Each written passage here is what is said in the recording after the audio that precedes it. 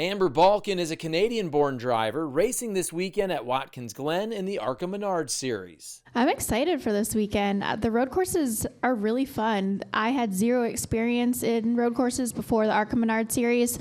This will be my fourth ever road course, but definitely a big improvement from the first time at Mid-Ohio to the second, and expect a big improvement from first time at Watkins Glen till now. I think it just takes a little bit to get a feel for it, but the more I've gotten a feel for it, the more I've enjoyed it. What are the biggest differences between your short track background and road course racing? What have been the things you've had to work on the most? Turning right is definitely one of them.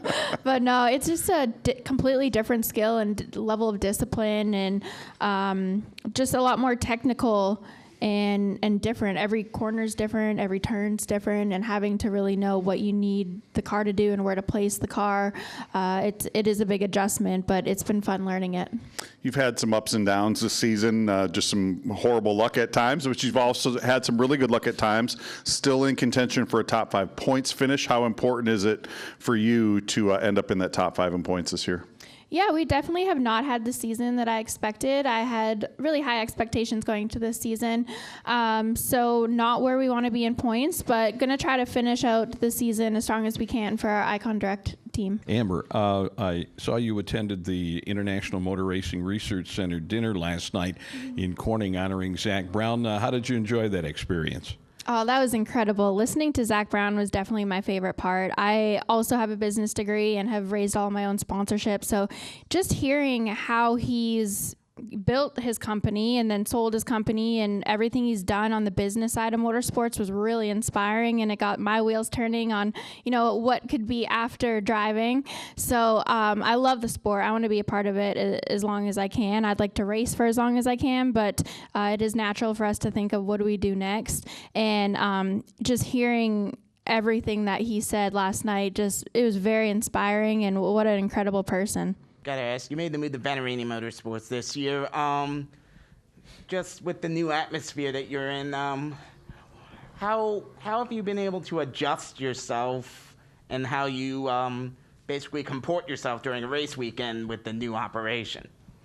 Yeah, we've definitely had our fair of challenges this year. I've went through quite a few crew chiefs. There's been a lot of turnover at Venturini Motorsports, more than in previous years, and that's been really challenging. Racing is a team sport, and it's much like a football team where we need everyone to work together and be cohesive and find that chemistry, and you see it in the Cup Series, really all NASCAR series, when you find that team, that spotter, crew chief, driver, mechanics, when the whole team, gasser, the whole pit crew, when that's all synced together, you find success. When it's not synced together, it's hard to find success. So I've, of course, made mistakes this year as well, but we've had a challenging time having all the right pieces together.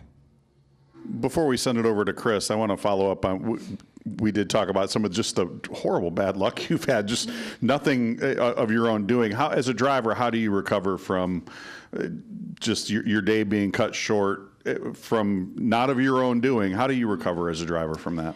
Yeah, this year's really tested my confidence. In 2023, we did 3 races with Venturini Motorsports and ran in the top 5 in all 3 of those races. So that's why I had such high expectations coming into this season.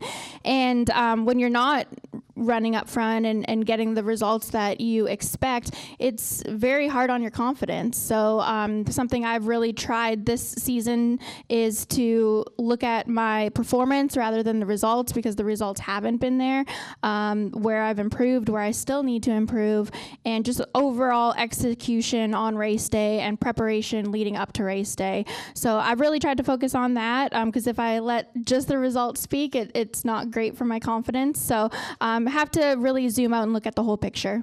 We'll send it over to Chris.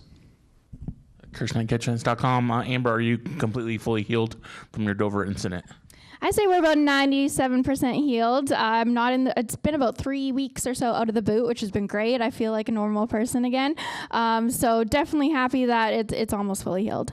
And then what's your outlook on 2025? Would you like to return to the ARCA Menards series with Venturini Motorsports, or are you looking to do something else in a different series?